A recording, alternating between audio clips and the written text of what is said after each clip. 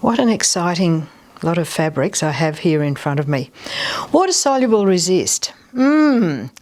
Such a fun product to play with. It was another one of those things where I just worked with our manufacturers to get something that would do all these lovely things. Hello, I'm Anne. I'm back again with another session of our advanced workshop programs, and all around me are more examples of the water-soluble resist. I'd just really like to take you for a little walk through what I have here. This product was actually designed for traditional silk painting. Yeah, I'm a confessed silk painting addict, and it was for that that Liquid Radiance was originally produced until I decided I wanted more. In traditional silk painting, it's a style of painting where you apply the lines to the silk, and the resist line for this is traditionally white, maybe best expressed, if this will come off, that'll be good, as clear gutta.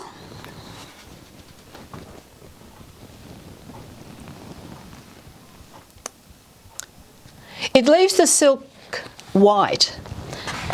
You apply the lines, you then apply the colours within the lines when those lines are dry. So that was the primary goal. But as usual, I wanted more. Yeah. So here we have techniques where we're drawing over layers of fabric and having representations look different on each of the layers. It can be used for traditional batik work, but not multi-layer batik, just a simple layer batik. It can be used for soft, subtle colours. It can be used for strong, vibrant colours. And you see a little fairy up here that's been done with the aid of water-soluble resist to be able to hold the design where I want to hold it in the fabric. So yes, something that was designed for one purpose has now gone to lots more that we can do with it. So we have an exciting journey ahead with our water-soluble resist.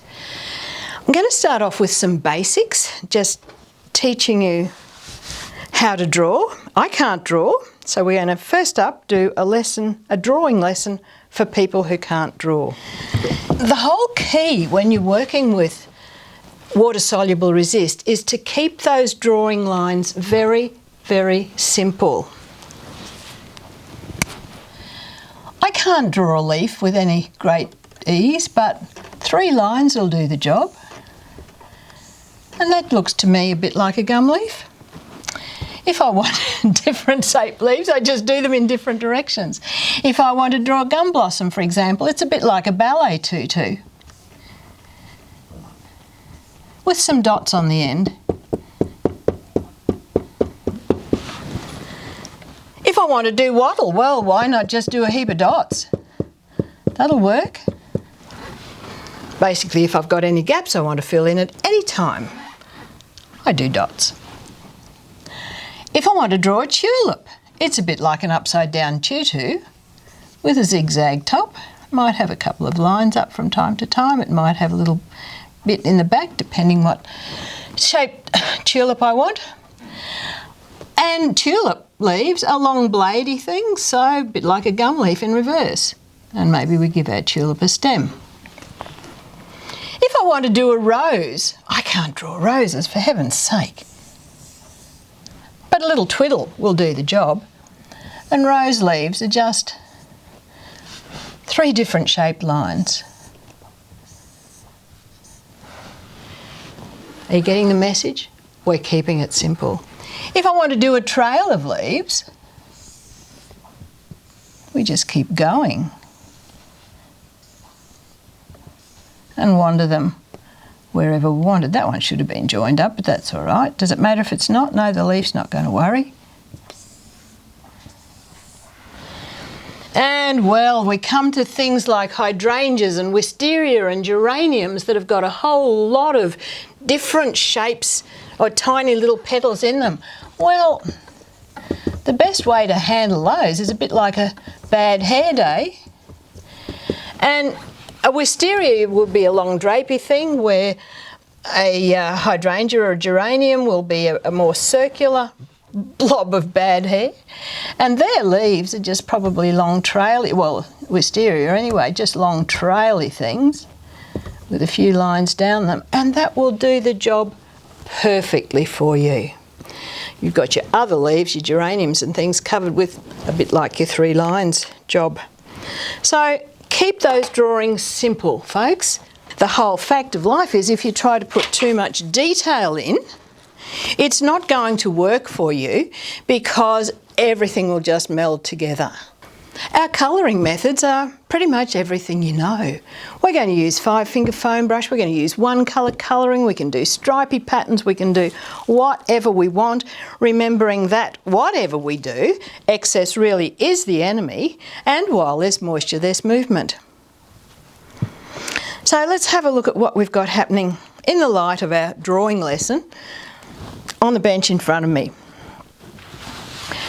When we apply the water-soluble resist through 2 layers, exciting things will happen. The top layer will look strongest because that's the one that's exposed to the air. We know this from all the other things we've done in our introductory sessions. The back of the top one will be different again. The top of the second one will be different again, and the bottom of the bottom one will be different again. You've got 4 totally different lots of fabric that you can use in any given project by simply creating a piece that is 4 times the size you need and using the top of the top, bottom of the top, top of the bottom, bottom of the bottom. Easy. And you can see that one, I've just done that trail of leaves over stripes of colour. If we want to get a little bit more technical, maybe we'll start drawing things, and I'm going to be showing you how to do roses and tulips and wisteria very shortly. From there are basic colouring methods. I'm going to start talking about what happens when we work through 2 layers using different colours on different layers and having those colours pop up into the top layer. These become really exciting because you can start to get batik-y looking fabrics so simply it's ridiculous. And we'll have a chat about creating symmetrical designs as well. So if I put all my samples away, we can play. I'll leave them there for future reference.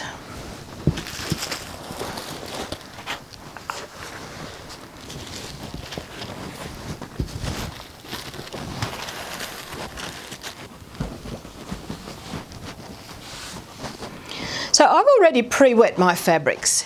You know how to do that.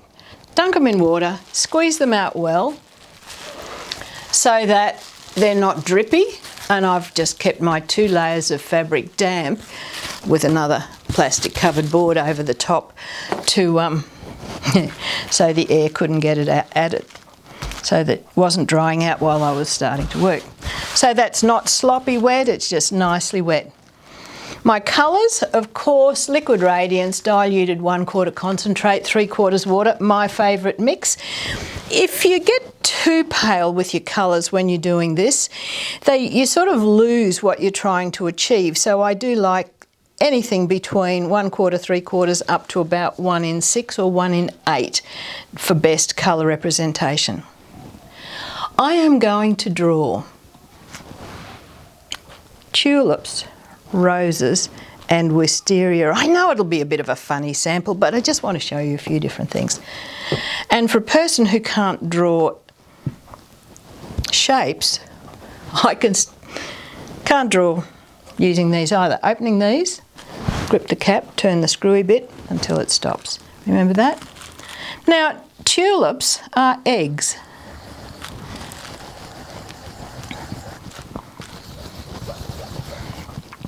So I'm just scribbling some egg-shaped bits on there. Orange.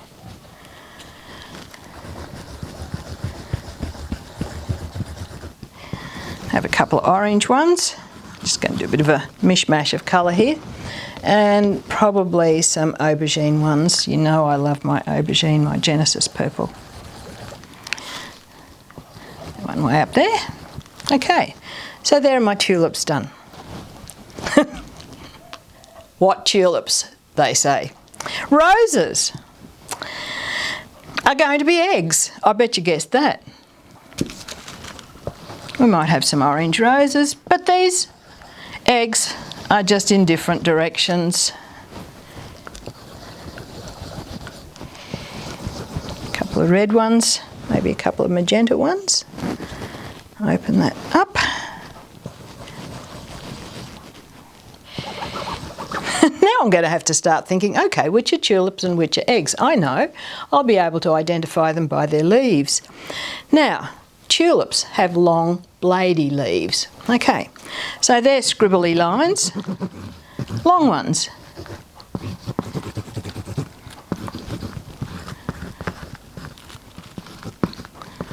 Note, I'm keeping in mind that excess is the enemy. You know the rules by now.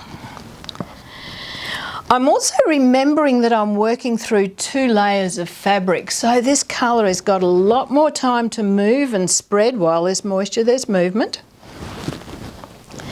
You also know that I love my lime.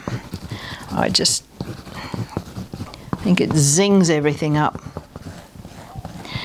Yep, there's going to be a lot of time for these colours to be moving during the drying time, and truly this is definitely one of those techniques where it is fun watching paint dry. Okay, rose leaves, they're sort of more little scribbly things.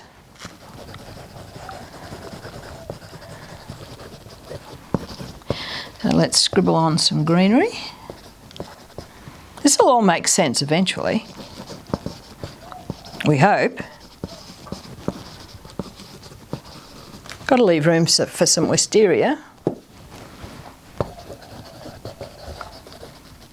I'm going to put a little bit of sky behind my tulips. I don't know why. Oh, well, there's a couple. I do know why. There's a couple of things I want to talk to you about. Okay, that's enough scribble there, Anne. For the sky, I'm going to use some blue and some cyan. Now, these are very, very similar in the bottle, so I always label my cyan. We talked about that during our intro sessions. So scribbling in a little bit of cyan there. Look, truly, these are way too strong for a sky colour. And they will look very similar. Come on, baby. Oh no, open it, Anne. It works better. There we go. If I were wanting to make a real sky colour, would you believe I would not use either blue or cyan, even really well watered down, because neither of them will give me a true sky.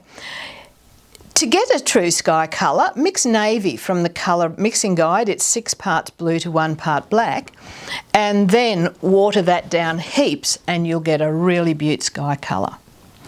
Righty-o, let's go for our final bit, which is the wisteria. Now, just as my line work is going to be a bad hair day, so will my flowers. Again, this is too strong for the actual colour of wisteria, but this is what I've got made up. And yes, I would dilute it more if I was doing the real thing. Okay, well, we might use some murky, murky, dirty green in this one. My favourite.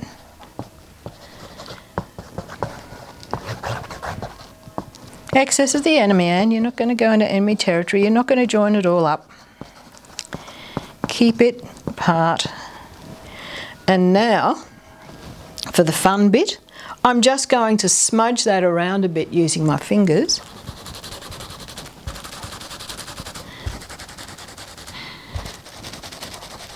You can blend a bit of the redness into that.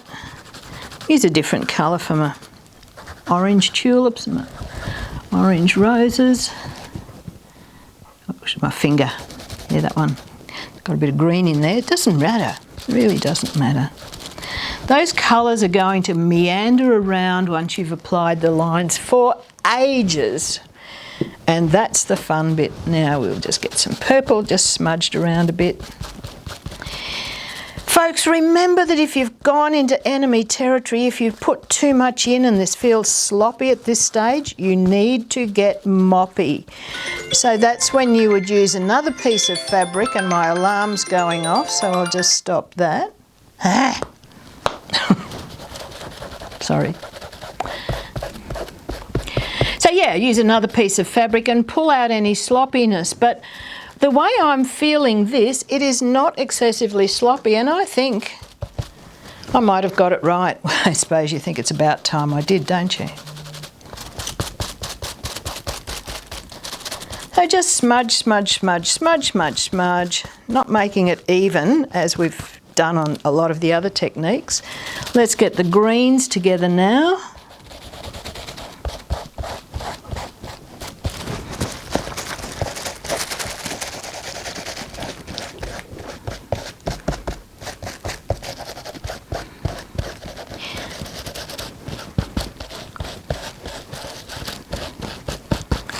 And then, in just a jiffy, we'll be ready. Oh, that's probably a bit big there. Let's pop a bit more colour in.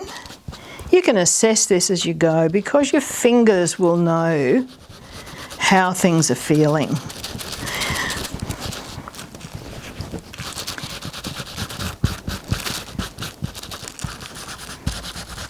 If you're doing really big pieces like those long strips on the display, you just need to work with your fabric a little bit wetter and maybe work a section at a time so that it doesn't dry too much before you get the whole lot done. But something big like that, you'd be using your whole fist foam brush as we've done in other segments, and not just being dainty, dainty with your fingers as I am here.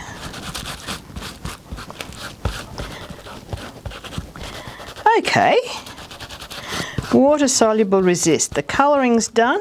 Everything's nice and flat against my board.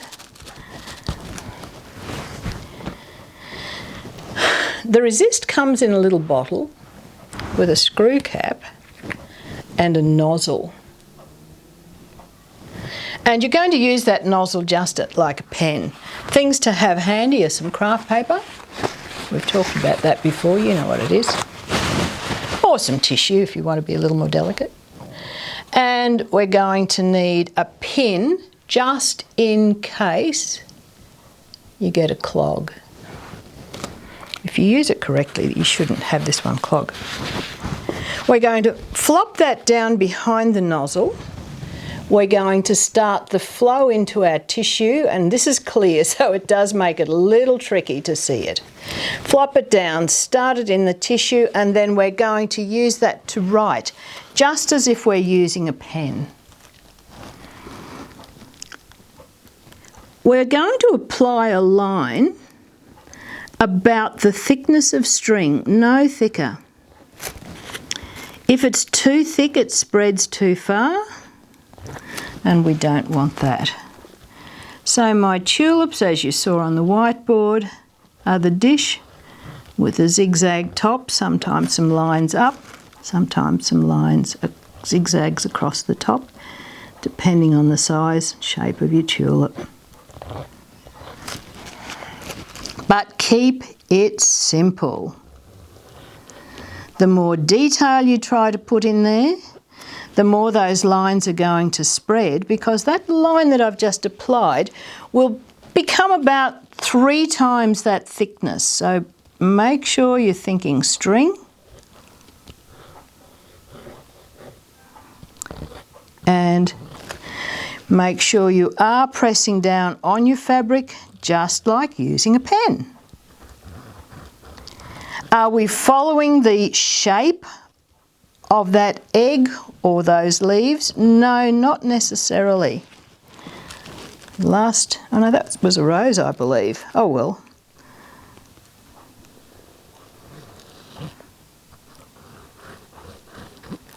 Little fella down the bottom there, and now our nice long bladey tulip leaves. And vein up the middle.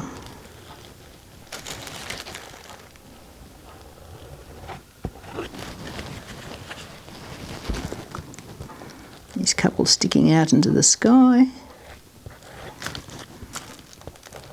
Yep, remember we are not drawing tulips, we are making marks. Little stem there, leaf up behind it.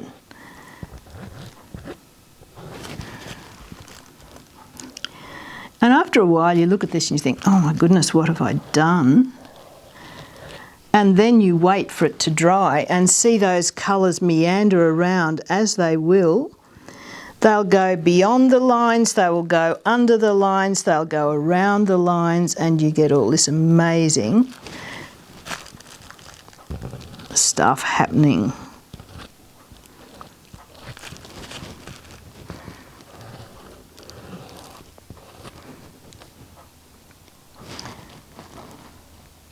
It was a tulip. Let's turn it into a tulip. It's a bit of a skinny one. That's okay. So we're suggesting the shapes rather than defining the shapes when we're doing this sort of work. Our roses, let's go with our squiggle. Maybe that one can go the opposite direction just for fun. This is a fairly flat side-on one.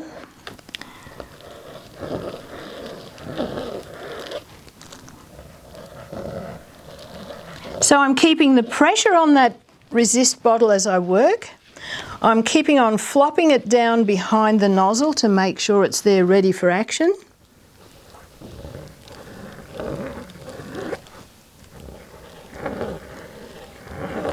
Some leaves. In some lights, it's actually quite tricky to see where you've been, so it really pays to work systematically across your design so that you don't sort of overrun things, crash into each other.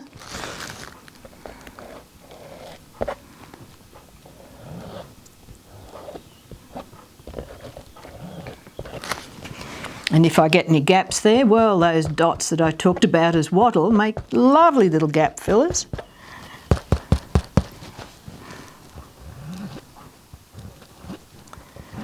As a kid at school, I could never draw. Drawing lessons were always a pain for me. But I loved to draw patterns, and they make wonderful designs with water-soluble resist as well. Go a bit dotty in there, I think. Dotty there. Now for the wisteria. Scribble, scribble, scribble, scribble, scribble, scribble, scribble, scribble, scribble. Yeah, tangle your old bad hair day. And of course, if it was a geranium or a hydrangea, you'd do a round scribble rather than a long scribble. People have looked at my things on display and said, oh, I love the way you've done your bunch of grapes. Well, hey, maybe you can do your grapes the same way. I don't mind. The key is suggesting that pattern rather than defining it. And these pieces make the most wonderful pieces for free motion work, because you can let that sewing machine meander around beautifully over these. Oh, another one to do.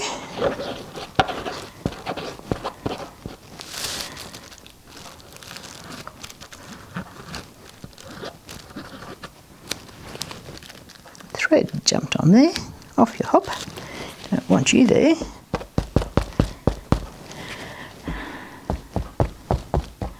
And now the hard bit. Leave the blooming thing alone until it's dry. Don't fiddle with it, don't muck around with it, because the more you fiddle with it, the more you are going to actually spoil your design. So here's one I prepared earlier. It's the same, only different, and it is now totally dry. So let's talk about the finishing off with these before I take you into any extra ideas. When everything is dry, this fabric will be as stiff as, because not only does, well, it hasn't been ironed yet to de-stress the fibres, but it's got all that water-soluble resist in it. What you will do is pull it all apart. You can see, come on, you can see those different layers of colour going on there. We've got our 4 representations quite beautifully. There's even a bit of a shine from the resist that's stuck to the board. So we're going to pick up that stiff fabric and we're going to put it in water. Leave it soak for about 20 minutes and then just squish, squish, squish, squish, squish, squish it around. We're working with a water-soluble product. Now you'll see that water I've got in my dish here is really quite murky. The colour is coming out where we have applied the resist to the wet colour. That's how we get our design. So that's going to come away. We know that when liquid radiance is dry, it is stable. You can't move it, you can't remove it. So the colour that's come out of that is inactive. I could put another piece of plain fabric in there now, and there's no way that white, whatever colour the fabric was, would become coloured by what's around. So what comes out of that fabric is inactive. That will get about 3 or 4 rinses and then pegged on the line and then ironed to heat set it. And you know that ironing not only de-stresses the fibre but maximises the life of the colour in the fibre for the life of that fabric.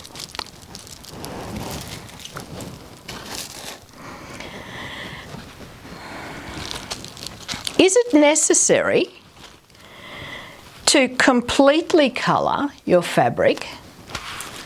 Is it okay to leave some areas blank? Yes, of course it is. By doing that, you can actually have pieces of fabric that go together in a project. You get those lovely contrasts, but it's still the same fabric. So don't think you have to fill everything up with colour while you're working.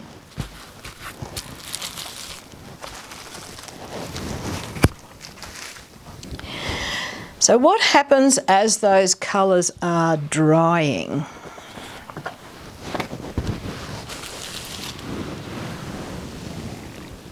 On this piece here, I'm sure you can see an inner line and an outer line.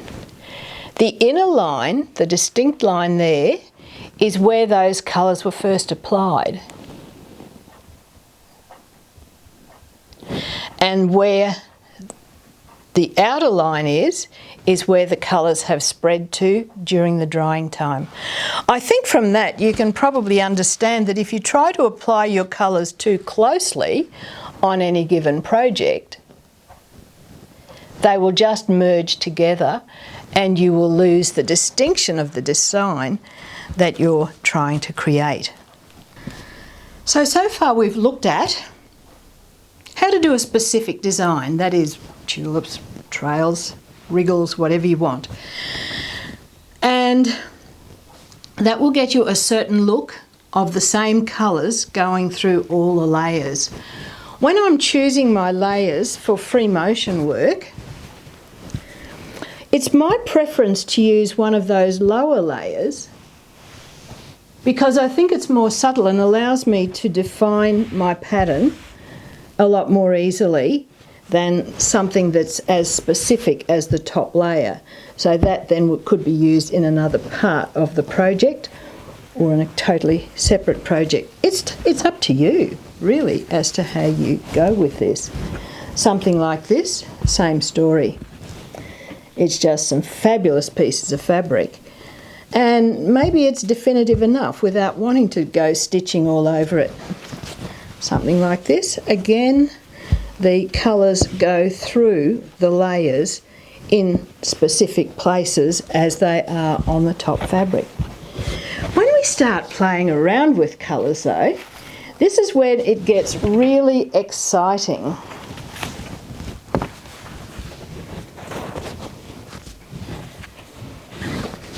By colouring up 2 pieces of fabric with different colours and then putting them on top of each other, It allows the colours from the base fabric to come up into the top fabric and create really interesting effects. Definitely one that's worth playing with. With this piece here, I created a reddy orangey piece, and that was actually my top piece. My second piece was a bluey purpley piece. So if you can imagine this one sitting on top of that one, and then from each of the two pieces squeezing them out and having a mop-up. You've seen me do that in so many projects now. That became the mop-up, which I then just scrunched into the ball and let it dry like that. But I have 3 fabrics that will go together for any given project.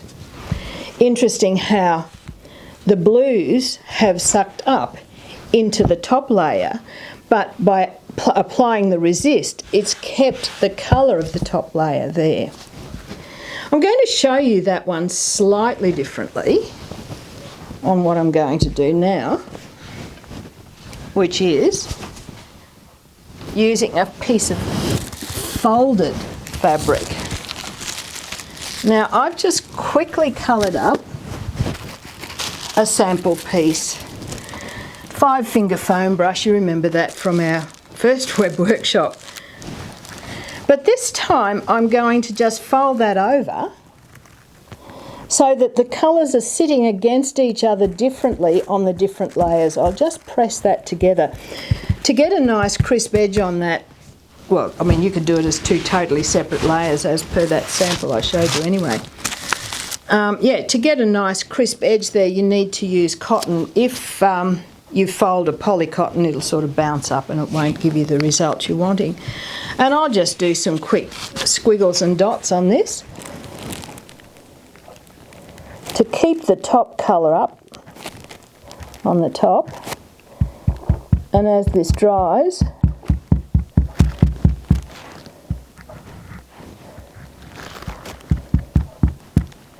the colours will start appearing from the bottom. So this is using multicolours randomly, whereas the bluey reddy orangey piece was using 2 distinct colours. I love this one I'm doing now.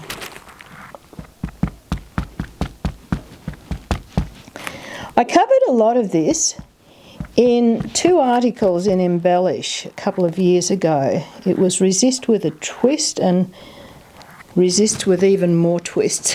They were fun to do, and yeah, you can take that thinking further. I know they're old magazines now, but we still have back issues, and I know that you can still get them through the Girls at Artware publications as well. So let's put that one aside and see what it does.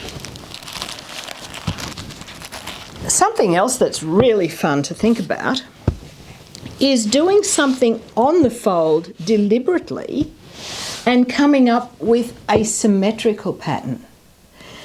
So for this one, I coloured it folded, whereas this one that I've just done was coloured flat and then folded so that the different colours overlapped.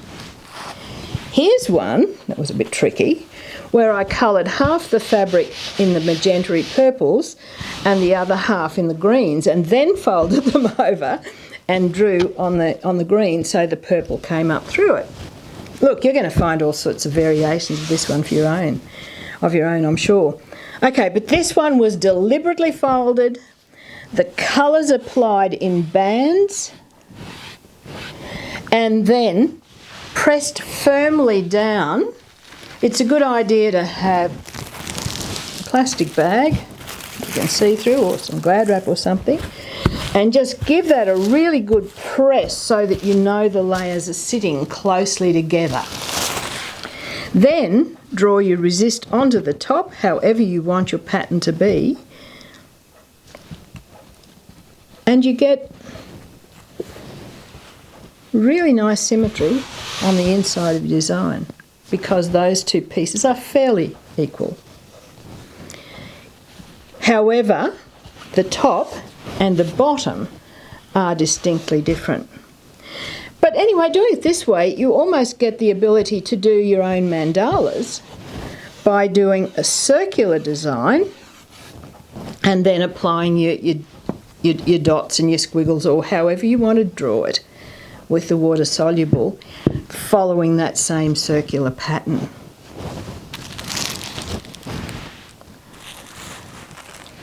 And the last thing I'm going to explore with you now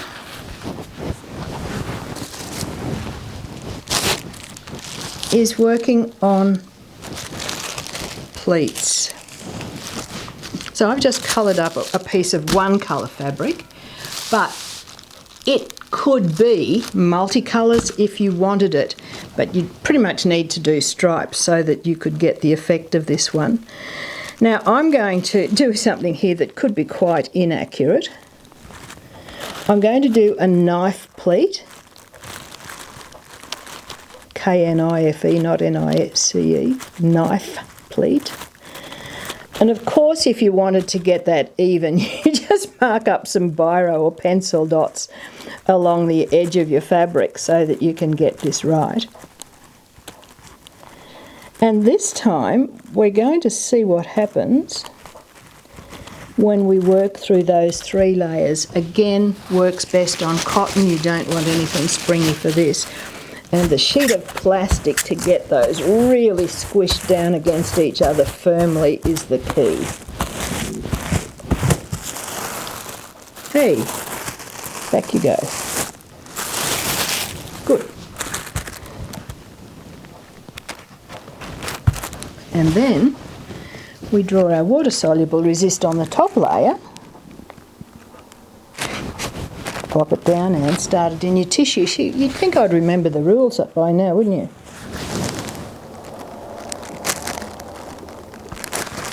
It's a bit tricky on a tiny little bit because it wants to screw up a bit.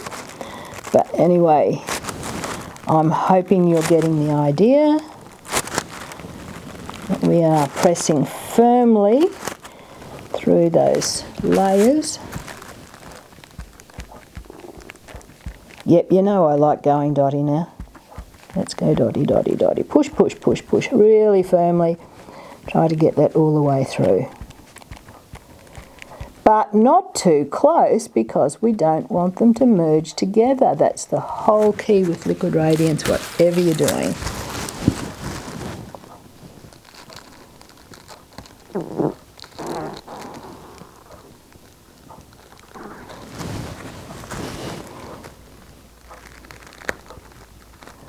Wavy line. Now, can we do this? I mean, I know everything I've shown you today is through a couple of layers, but can we do it through one layer? Yes, you just don't get the excitement of the second layer, that's all. Or the third layer. But 3 layers is about as many as I've done, even on your really fine fabrics. And we let that dry.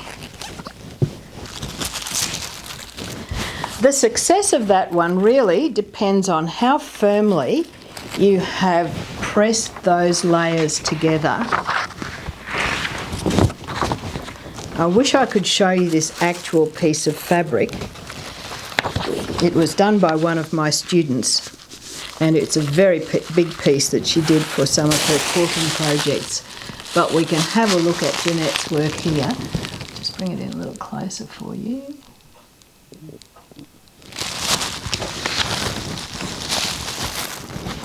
Where those layers are really distinct all the way through. But if you don't press firmly enough, you lose that distinction. You can see nice representation on the top layer, not so good further down.